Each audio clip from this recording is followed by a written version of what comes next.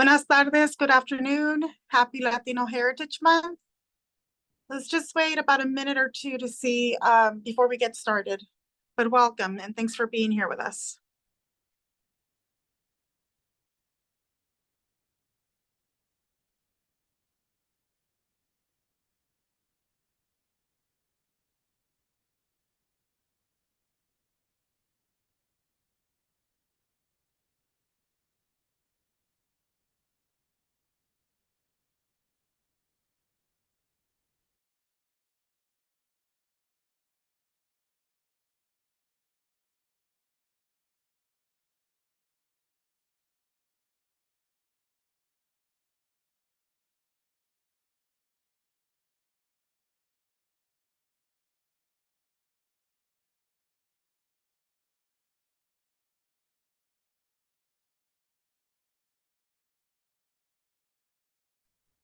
Thank you for your patience. Buenas tardes, good afternoon. My name is Gloria Sandoval. I'm the Deputy Secretary of Access for the California Natural Resources Agency.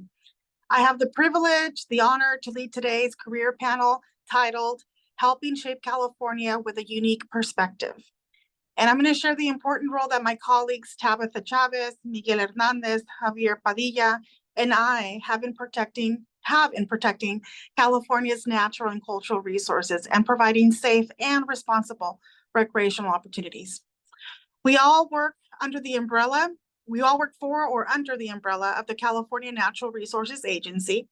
We love our jobs and we want to inspire others to follow our career paths or similar ones. It's truly rewarding to work in this line of work. Before moving with our guests today, I wanted to share with you that you are welcome to share feedback or questions with us throughout the webinar by using the Q&A function on this platform. Or you can also wait towards the end of the webinar and raise your hands, and we will try to get to your questions, as many of them as possible. Before moving with our first guest today, I wanted to share a bit of my story. I'm a first-generation Latina. My parents are from the state of Jalisco in Mexico. And I have a brother and a sister. And my dad went to school into the 3rd grade, my mom into the 6th grade. And since a very, very young age, I remember my parents stressing the need and the importance of going to school, getting a career, just to make our lives a little bit easier. So for 24 years, I've been working for the state. I started with the then Department of Boating and Waterways, educating the public on the importance of people using life jackets, because unfortunately a lot of people do die in water-related deaths because they do not wear life jackets. And then I moved over to California State Parks when the department became a division of state parks. And in that role, I worked in communications and marketing. I was then appointed as Deputy Director of Public Affairs at State Parks. And I was there since 2013. And now I'm here at the California Natural Resources Agency. And throughout my time, I've met some incredible people, some colleagues that have made a lot of accomplishments. And again, protecting natural and cultural resources, but then also making sure that people, all Californians, regardless of your background, have access to the outdoors. Spending time in the outdoors really helps with our mental, physical, and social well-being. And everybody, regardless of where you come from, how much money you make, if you live in an urban city or not, it's really important for everybody to have access to these beautiful landscapes where you to go fishing, boating, whatever the case is. And that's something that I really take pride, because growing up, we really didn't have a lot of resources. And the one place that we spent a lot of time on the weekends were at parks, and we really, really enjoyed the local parks, spending time with family and friends. So I feel very honored to be serving in this position, and then making a little bit of an impact to the overall well-being of California and on our planet, because it's really important not only to get people into the outdoors, but it's also teaching them why it's important to protect the outdoors, how it has that connection to mitigating climate change if we all take care of these outdoor spaces, and minimizing some of these climate change impacts that we've all been seeing with wildfires and floods and so forth and so on. So really encourage anybody to come and work for the Natural Resources Agency. You really will learn a lot and you'll really, really love the job. That's been my case. So, Tabitha, if you can please briefly introduce yourself to the audience and let us know how you learned about the role. And if you give us an idea of what it is, what it's like working in your department, and what is your typical day look like?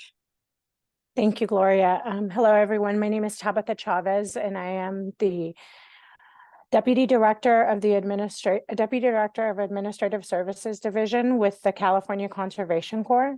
I am first generation Mexican American on my father's side. I come from a very diverse and mixed family on both sides. They were all migrant farm workers and stressed the value of hard work. And that's perhaps how I found myself in a CCC originally. I worked for CCC starting as a Corps member, and I'll talk a little bit more about that later.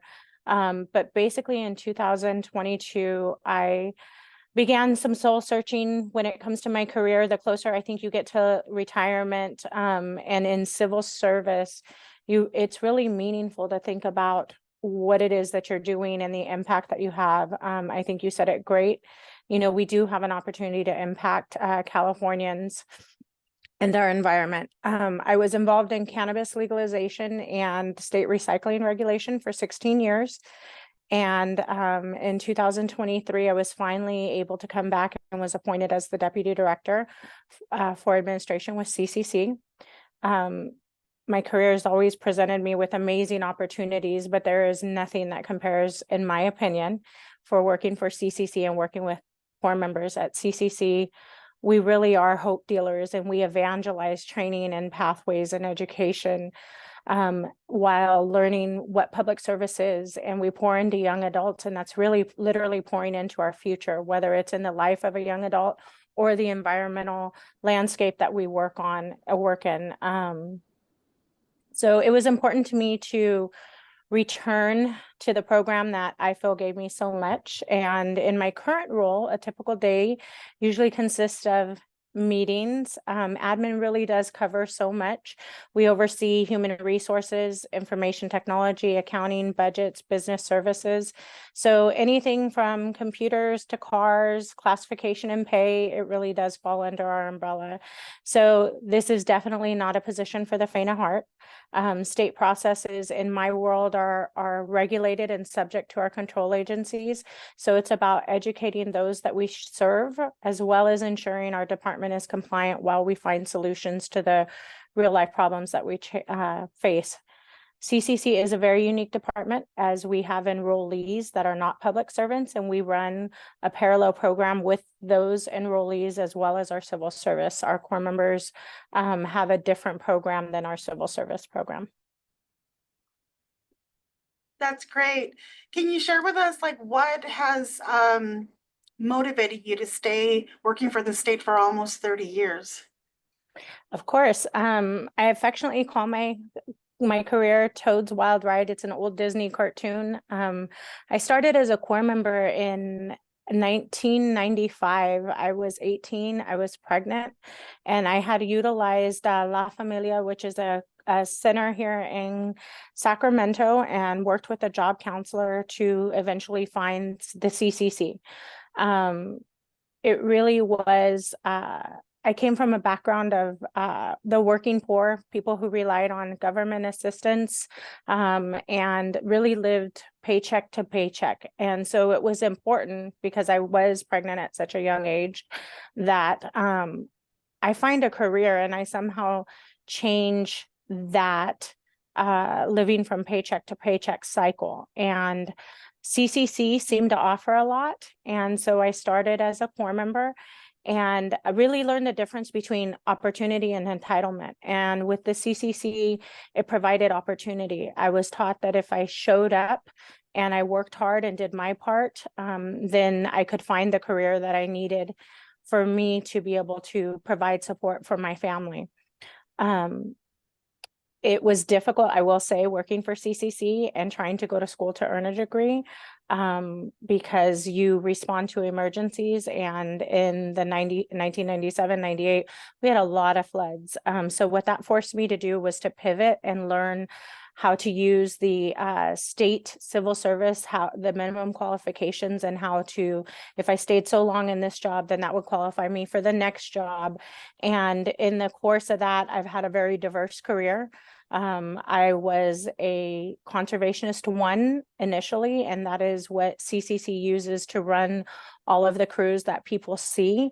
And that was an excellent opportunity. And then from there, I was able to get into the analytical class, and I was an SSA, a budget analyst, eventually becoming an SSM1, and had another thought that, okay, is this what I want to do? I was currently working in budgets, and I decided I wanted to try something different. So then I went to what was then Department of Conservation, and it is now Cal Recycle, in the Division of Recycling, and became an auditor in the bottle bill program.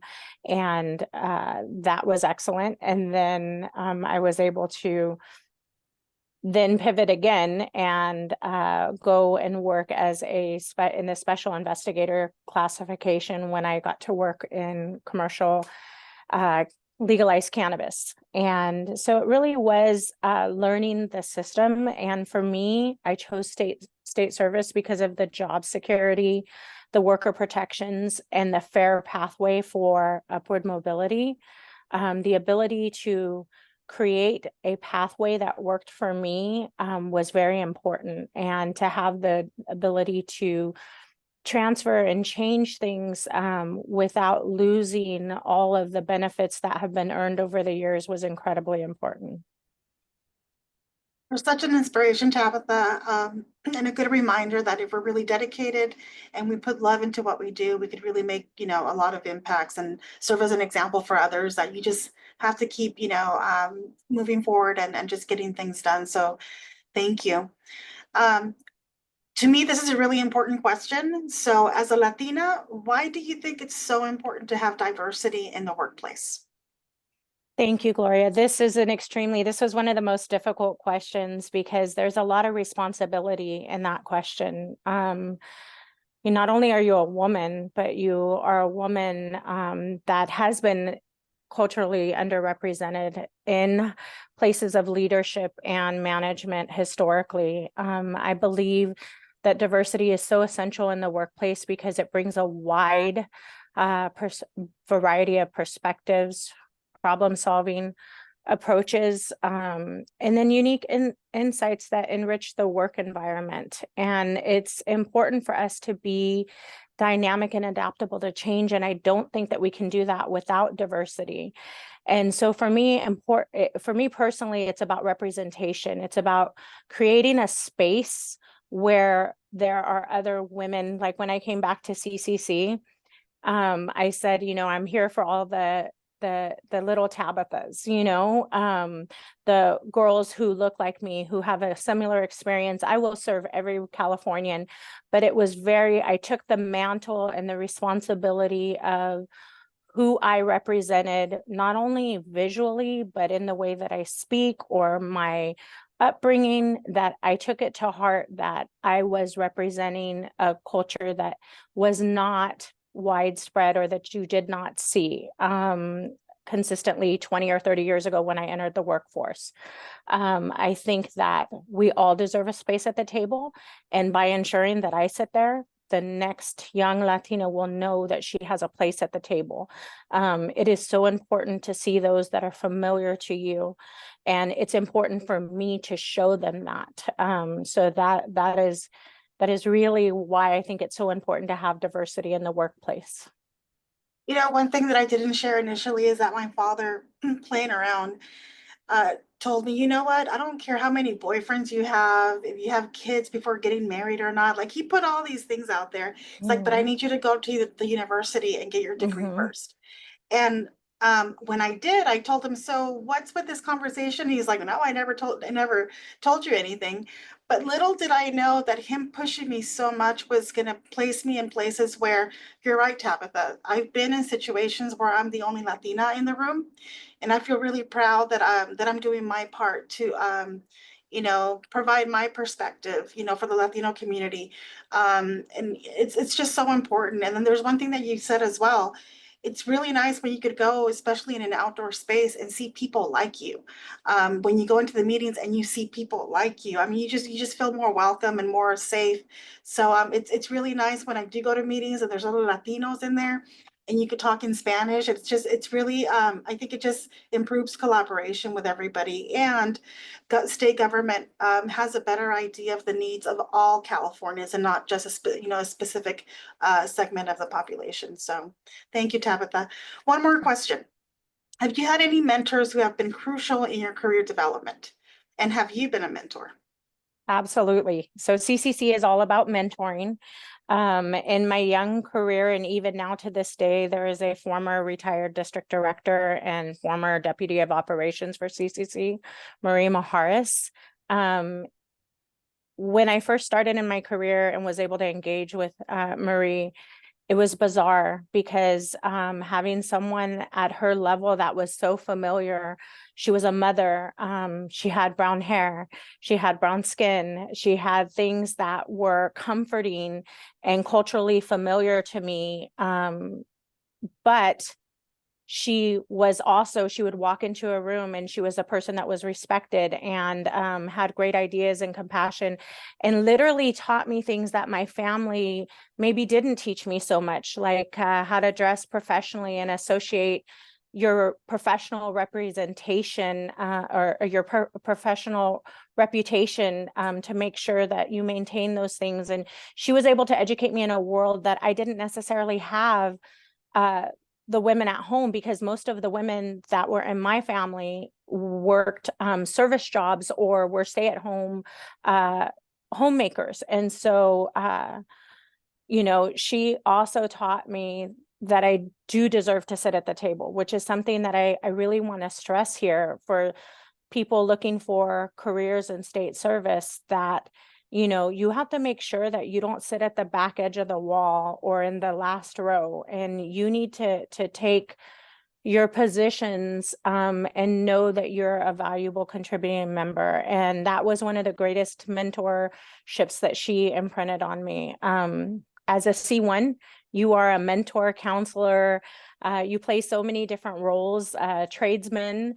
And so when I was in my early 20s, I was a C1 and I was mentoring 10 to 15 corps members every single day, from everything on how to iron a uniform to how to do the physical work. And I was so young that it kind of just became a part of who I was as a leader and a manager. CCC has this really famous motto that's kind of being discontinued, but it says that hard work, low pay, miserable conditions, and more. And I've always looked at the and more, and I've always asked myself, what's my and more? What is my mentees and more? Like, because I don't think we talk enough about the possibility and the potential. And so CDFA and CCC, for whom I both work, have amazing formalized mentorship and succession planning programs. And so I've been able to manage and be a manager from a rank and file supervisory to an executive level now. And I think that it's just been incredible. And I think when you're looking for a mentor, that you need to look for qualities that are diverse, that you do not have. And so that means your mentor may not necessarily look like you or have had your career pathway, but you want to be able to glean those things from them that will make you a better and stronger leader, and that you can adapt to whatever becomes your leadership style, so that you can in turn give back as well. Wow, what great feedback, Tabitha. I mean, no pressure, Miguel, you're next.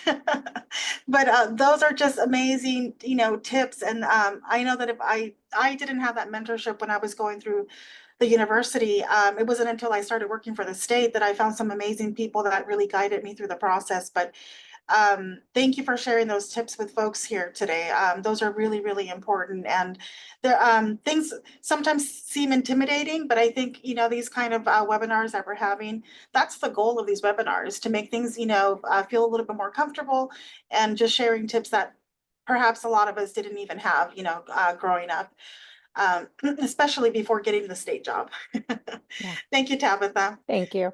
Miguel, so share with us what it's like working in your department, and what's your typical day?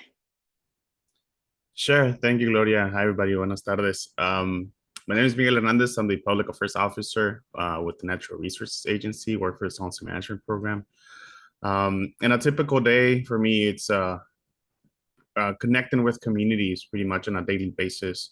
I am in charge in the messaging of our program, how we get the word out about our projects, what's going on at the Salton Sea, where we currently stand, what we have coming up in the future. So uh, working and developing that messaging and how to best connect with folks, not only letting them know about, you know, the water order that mandates or work and things like that, and but more so like how is this work important for the quality of life, how it's going to benefit or improve, help protect public health or regional air quality, which is an issue across the region. I am based in Raleigh, not too far from the Salton Sea, about a 20-minute drive. So that's my main sort of task in the program, and on a daily basis, like I said, connect with different folks, with our partners. Our program, the nature of our program is to connect with, it's connected frequently with different folks at different levels, from local governments to state partners, even federal, and be able to connect that messaging and coordinate with them so we can get, you know, work done at the Salton Sea, but also how do the program moves that messaging into communities and makes them resonate in their heart and have a sense of why should people care about what's going on at the Salton Sea. And what is it that we're doing? Because there is significant progress that's happening at the Salton Sea, and there is, you know, this multi-decade narrative about nothing happening at the Salton Sea. Fortunately, we're doing something right now, so this is the time where we are getting our messaging out there. So that's my role on the program. I'm part of that leadership team that's working on developing projects around the Salton Sea. But my part is to pretty much get the word out, do some outreach, and connect with folks on this matters. Something I do want to share a little bit of my background. It's you know, one of the things that my dad always used to say, well, work was always a priority for him. We had a little to no exposure to nature. We probably had once a year vacation at the beach, maybe some camping, but that was about it. Um, but one thing he was really focused is, of course, working hard. He always had this said, he would say, el éxito es de quien lo busca. Success is for those that look for it. So if you want to be successful, you gotta do stuff, move around to be able to learn or earn that success. Is not just gonna come to you by luck or by, you know, some sort of miracle or anything. You have to work for it. You have to go hunt for those opportunities and take those opportunities. Unfortunately, the region I live with, yeah, it's you know, one of the highest unemployment areas. I do have my degree. I actually lived the border life. I was actually born in the other side of the border. I was born in Mexicali. And pretty much back and forth ever since I was like 25 or so. And you know, those opportunities weren't really here. Even though I got a bachelor's in marketing and design, there isn't really much firms that do that kind of work. I would either have to move to San Diego or Los Angeles. So you know, I started you know, doing something that wasn't related to my field of expertise or that I went to school for.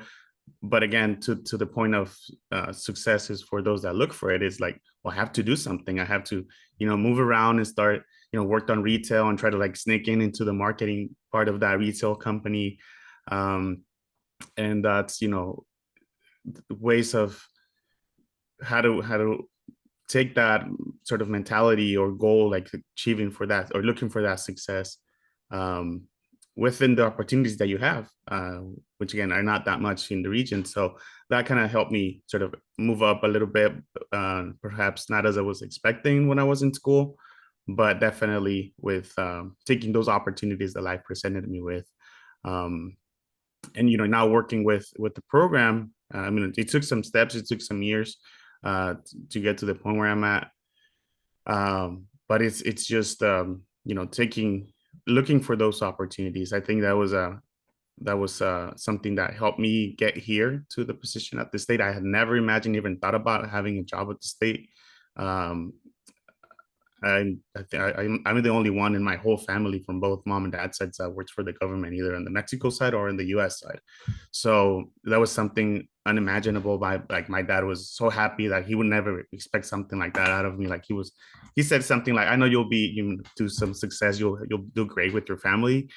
But that was something like a major accomplishment. Like, I guess, I don't know, I guess I was able to fulfill that part of, all those years and all this, his mentorship really, were paying out. So um, that piece of looking for those opportunities were from retail. That's where I actually knew the Salton Sea, because I hadn't had exposure to the sea itself, even though I lived a few miles working, and actually I was distributing furniture, and I'm connected with communities. I always had that ability to connect with folks, just, to come up with the random topic out of the blue. And I was like, where is this place? I was actually at Bombay Beach, one of the communities around the Salton Sea, and I had never been there. That's a unique town. That was probably 15 years ago or so. I was like 21 or so. And these folks were telling me all this story about the Salton Sea, like what's going on, and what had happened and how it used to be in the past and things like that. And that's where I became really interested and just start, um, doing my own research, asking folks like what's going on, what's happening, because I wasn't really aware, even though, like I said, I've been here all my life, but I wasn't really aware of what's going on, and just started digging and, asking people around it.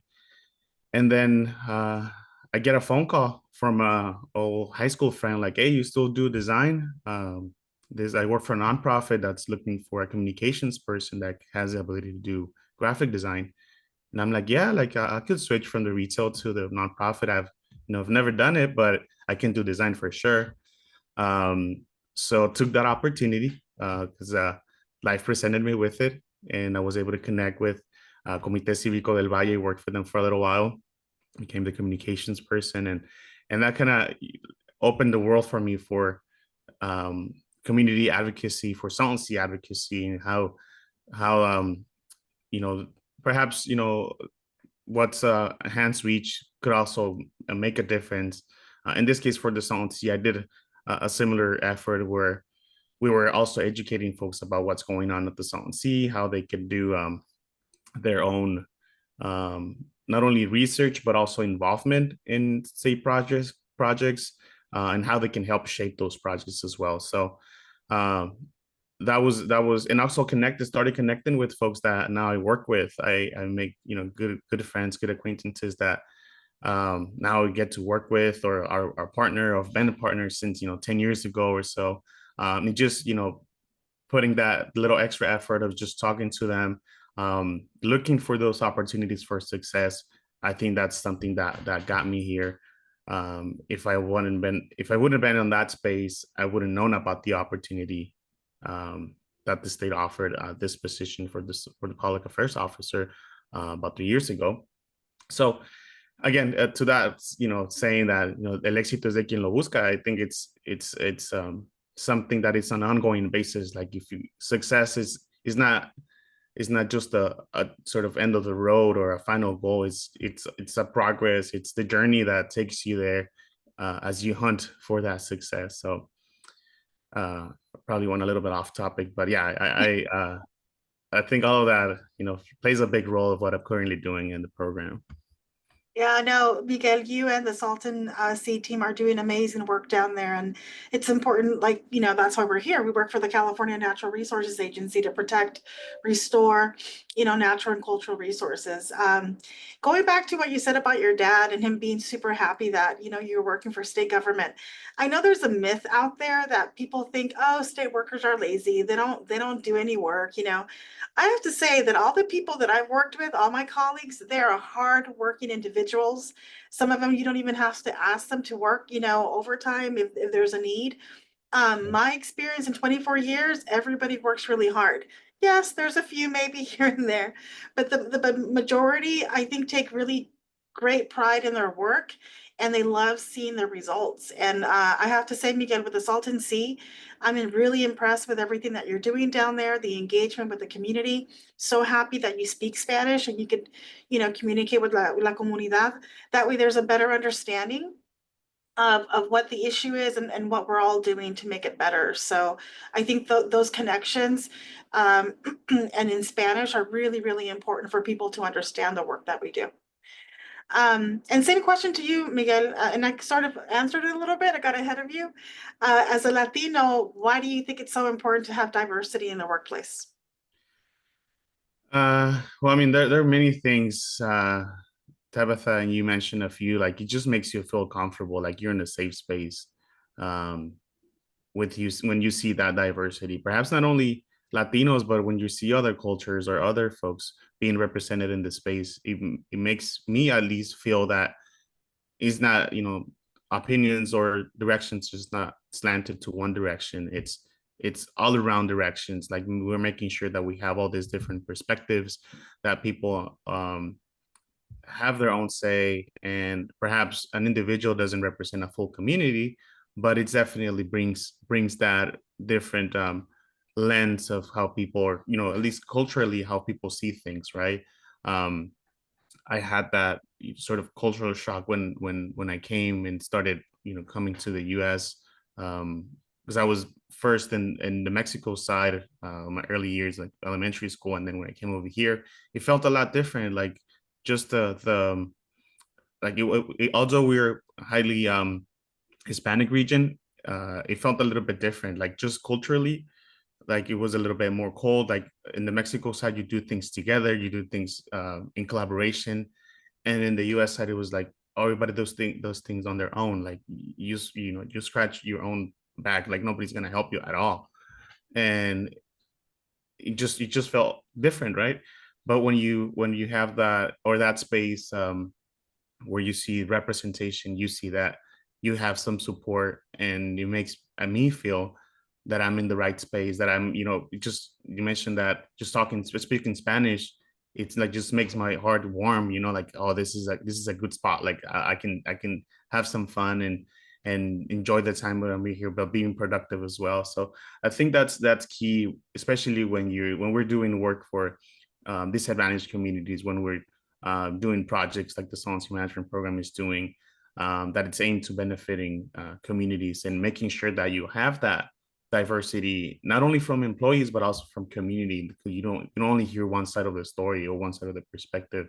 Um, I think that's important to achieving a success for the greater good, right? Yeah, definitely. A healthier California. How about any mentors, Miguel? You talked about that difficulty in the transition. Did you have any, mentors along the way that helped you ease things for you?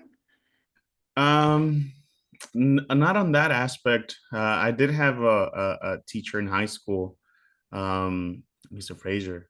But he helped me more on the how to sort of question what's happening in school. Like, do not believe everything you hear, kind of perspective. Like, make sure you're doing your own research. Make sure you're doing, thinking. Sort of, have that critical or analytical thinking before you make a decision. So I think that helped me, a lot. Perhaps not on the managing the culture shock, but that definitely helped me how to best approach the academic aspect of things. Like, how do I get the best out of school, and really, question those that, are the ones that taking the lead as a teacher, but also uh, having your own sort of opinion, building that, again, critical thinking that makes you question things, right? So I had a few, personal mentors too, um, that just have helped me, sort of connect to my roots as well. Like, don't forget that we do things together. Don't forget that sharing, food with somebody else. It's what we do. That makes you heart warm. That, that's what you like. Don't forget about that. Even though you make an extra buck, don't forget about where you come. Don't forget that you still have family over here, that you still speak Spanish, that you were delivering furniture 10 years ago or so. Don't forget about that. Like, make sure you're rooted to all that. So I think on that, personal side, I think it also reflects on my career and my professional development. Um, Being able to stay uh, true to my community, I think that has helped me a lot.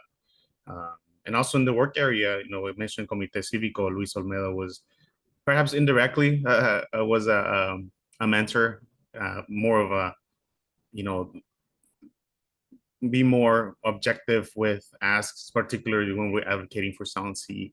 Like make sure you making clear um, recommendations or clear ask, and make sure that you're not only putting people on the spot, but that you're being productive, that you're being, if you're gonna perhaps do criticize whatever work is happening, but come up with the solution. Like how are you gonna fix it? Not just, oh, you're not doing this, but say you're not doing this, but this is the way you should do it, or I'm proposing this so we can work together and make it happen.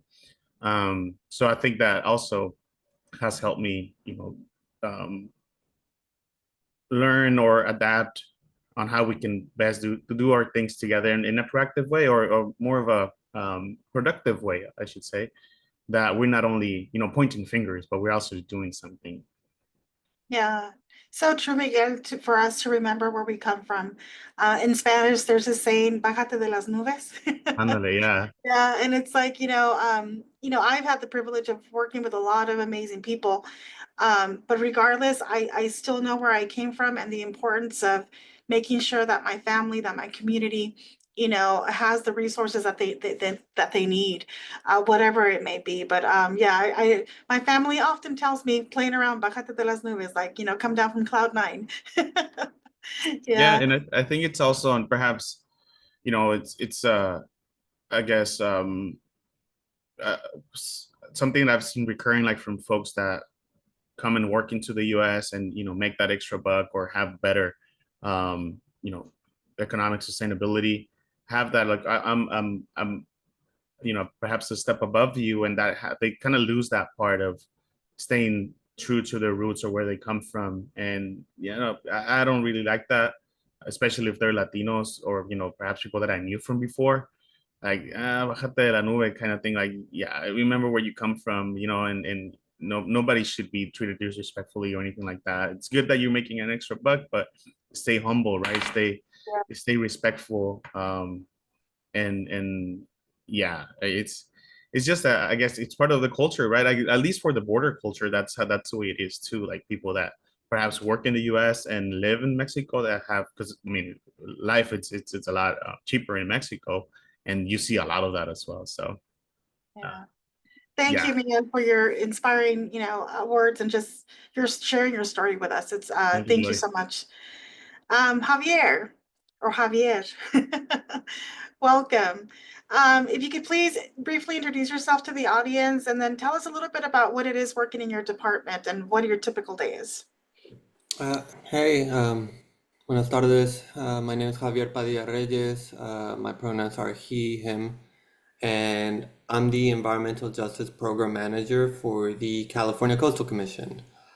I'm a Chilango, meaning that I was born and raised in Mexico City, but I've been in the US for 22 years. I have family in Mexicali, like Miguel mentioned, and I lived in Guadalajara, in Jalisco, for some time. And anyway, so about the department, the Coastal Commission is the other CCC. The Coastal Commission, a lot smaller though. We're about like 180 people, and the commission's job is to protect and enhance the coast by enacting the Coastal Act.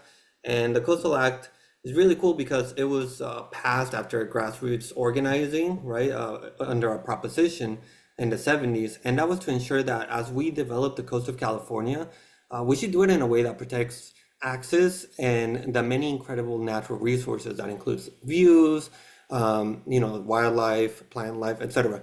So, we are a regulatory agency, and we protect the entire coastal zone of California, from the border to Mexico all the way to Oregon. And so, I think that I really like working here, mostly because of the people. The people are amazing. I mean, we get, I started surfing, like I wasn't a surfer. I started surfing because everybody here surfs. But it's just a really good attitude of folks, that kind of everybody works hard, but they're like, I think that's why we're very much we're a small and mighty kind of team, and the topics that we cover are super interesting. They're never boring, because we get all kinds of projects on the coast, right? We have everything from nuclear desalination to just someone rebuilding their home to highways, transportation, affordable housing. We cover so many topics, and you know, at the EJ program, at the program that I manage, it is statewide, right? So we really just ensure that the Coastal Commission operationalizes the principles of environmental justice. And that is basically meaningful engagement, especially for those most impacted on projects, as well as ensuring that the benefits and the burdens are distributed equitably, right? So, if you have a community that's been burdened, by ports or industry along the coast and they can't access the coast, right? Well, we should make sure that the benefits, that they're the first ones to get the benefits, right? And, less burdens, of course. So you asked a follow-up to that or no? No, no, that's great info. Actually, thank you for your enthusiasm. Yeah. And I'm super happy to hear that you learned how to surf. Was that like a scary experience, or how did that happen? Well, I'm not like a good surfer or anything. I'm still kind of in the baby phase. The problem for me is waking up in the morning, right? Uh, it's just like I'm not a morning person. I'm a night kind of person. So that's still kind of what I'm trying to struggle with.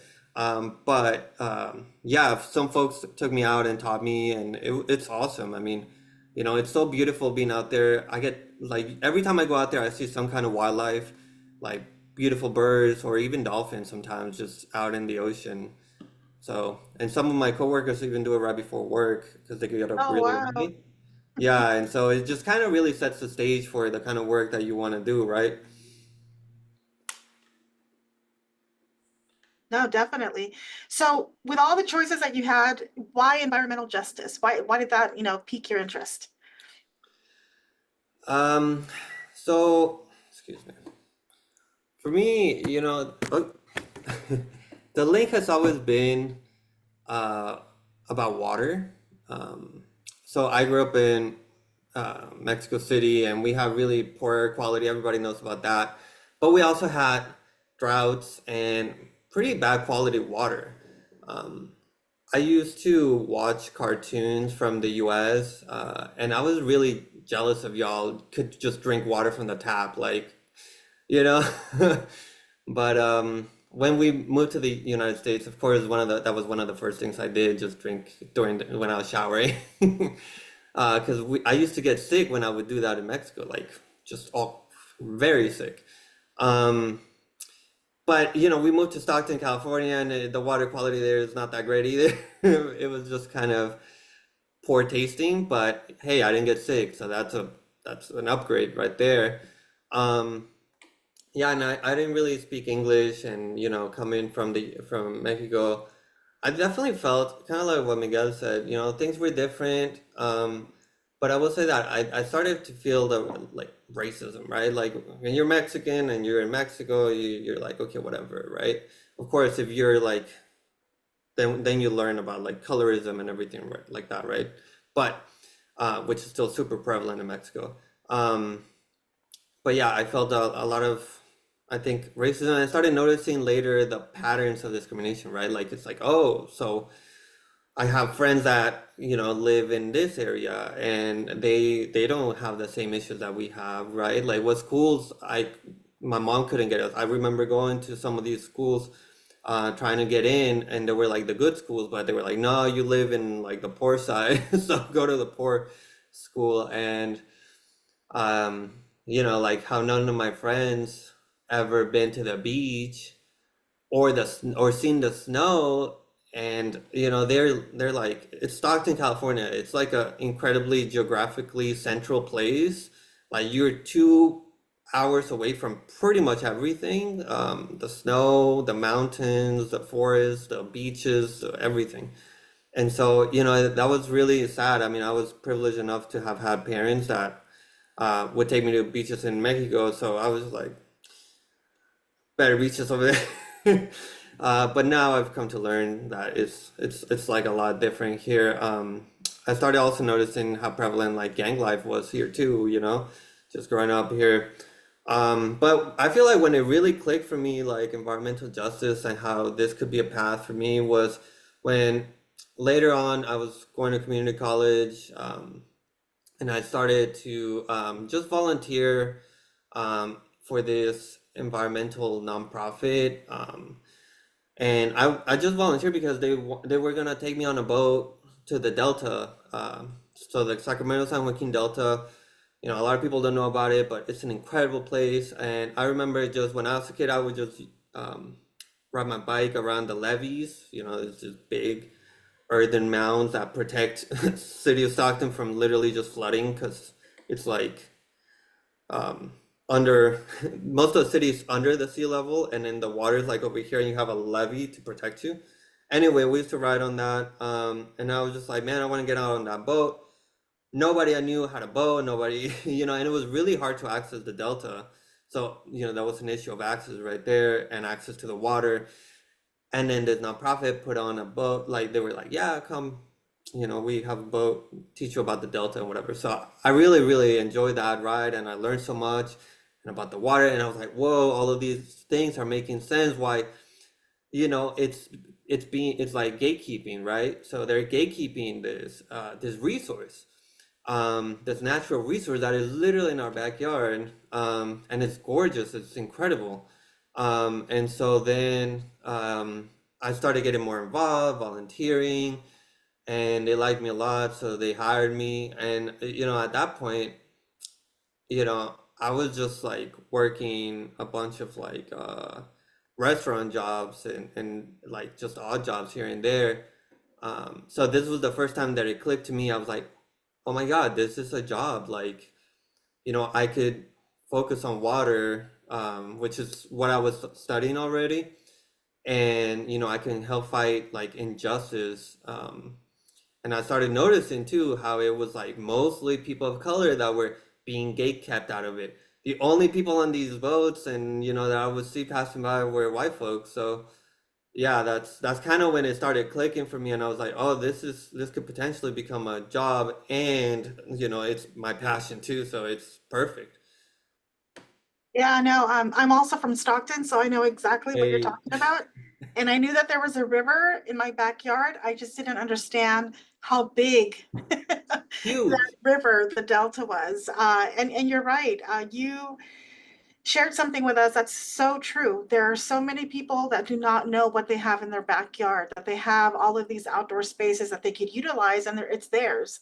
And it's, providing those opportunities for people to connect with nature. And hopefully, we could build stewardship out of that. And then these folks can also become protectors of not only California, but of the planet, because we do need to protect it from climate change impacts. So Javier, thank you so much. One last question, because we only have a few minutes. Any mentors that you had during your path to your job that you have now? Yeah, and I think for me, I've had a lot of fantastic mentors, and I know that we are short on time, but what I do want to say for me that one of the most important things that it was somebody I never even met, doesn't know I exist, but it gave me so much courage to kind of be unafraid. So I grew up undocumented, and I didn't know I could do something beyond working at these restaurants, right? And so I've been that was a journey. I'm still kind of in the process of things personally.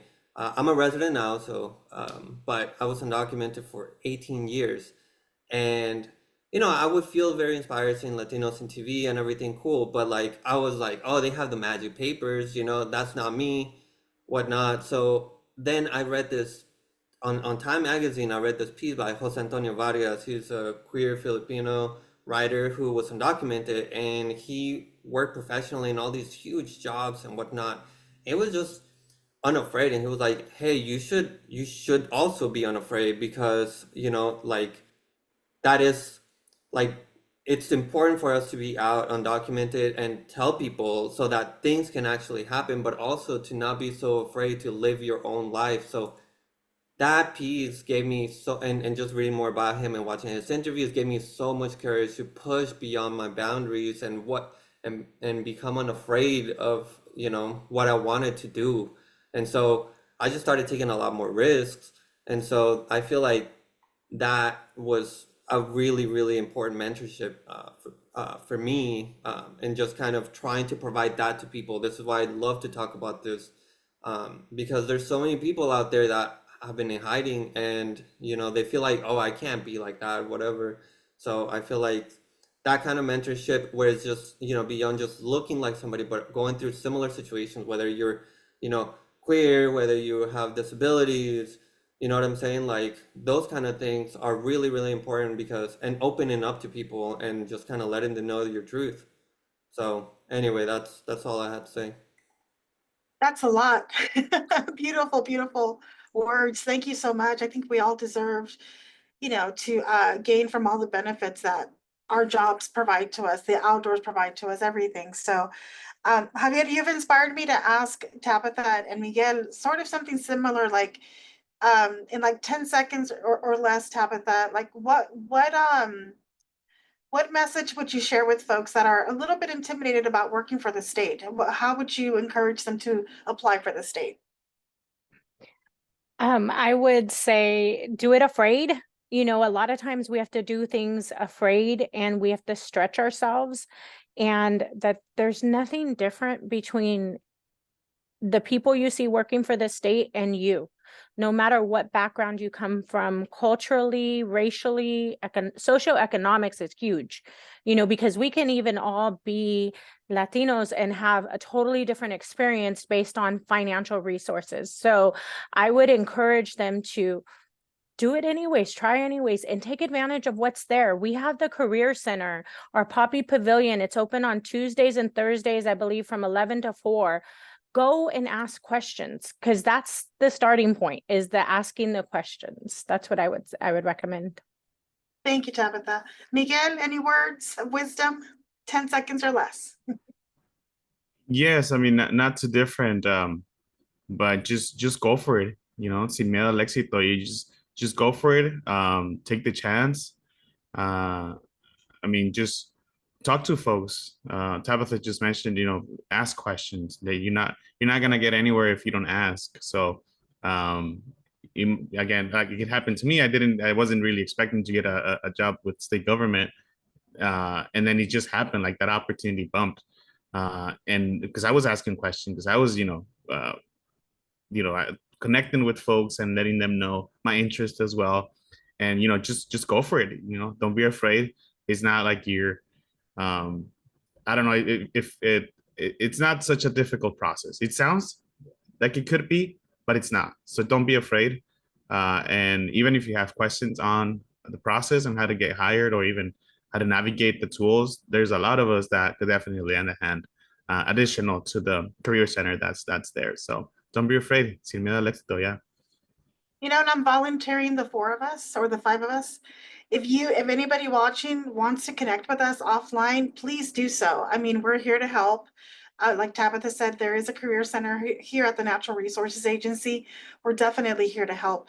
We have a few minutes, and let me ask whoever wants to answer this question that was submitted. Would you encourage everyone to learn Spanish? Yeah, why not?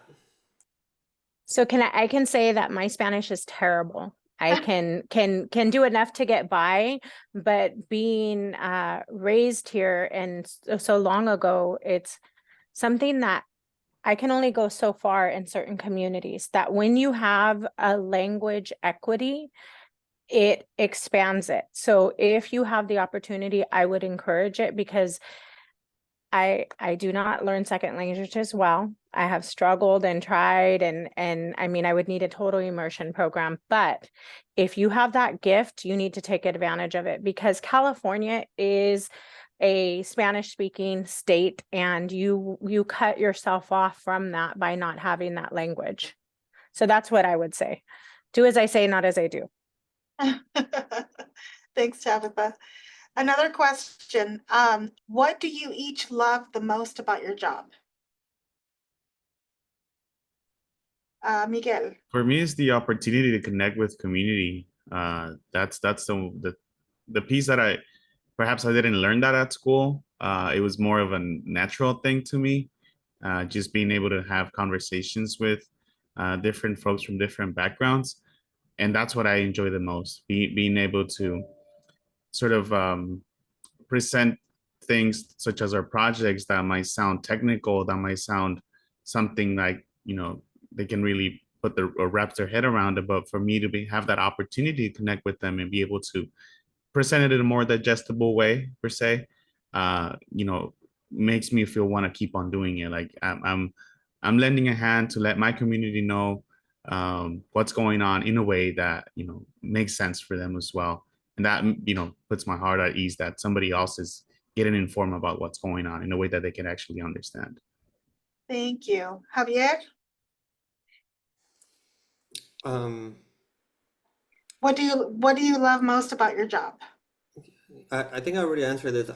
It was the people I really love, and I love the work. It is so interesting. But also, I guess I would add to the impact of the state level is fantastic because you kind of get to be at that perfect middle. You get to implement things, and you get to also um, so you also have that kind of grassroots touch that Miguel was talking about, right? Working with people on the ground, working, but also, like I said, that big, large, kind of broader impact. I'm a geographer, so I look at things from that level and really trying to make that difference. I think I would say that that's probably my favorite part of working for the commission and at the state level too.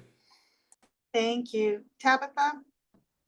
I think supporting the CCC and our core members. I have an admin team that's fantastic, and though we don't get a lot of direct interactions with core members, we hear the stories, and we're always looking for ways to improve their experience, because ultimately this is a state department that is warm and fuzzy. It offers hope and it offers opportunity.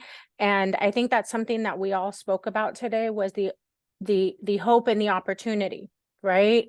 Whether it was like my parents, your parents, or you coming and looking for opportunity, CCC really does do that for that opportunity is equitable and open to all of California's youth, and we are working to make it even more accessible, and so that there is a core for all. So Thank you to all for your inspiration, your stories. I just love these type of webinars. And I think you all agree with me. I love California. I love its diversity in people, music, food. Just we're so diverse, but it's that diversity that really unites us. And if we all work together, we could really make a healthier California for all. So thank you so much. For those of you online, please visit our website, resources.ca.gov. Once again, it's resources.ca.gov for information on how you could come and work for California Natural Resources Agency. And I can guarantee you that you're going to love it. So thank you for your time. Take care.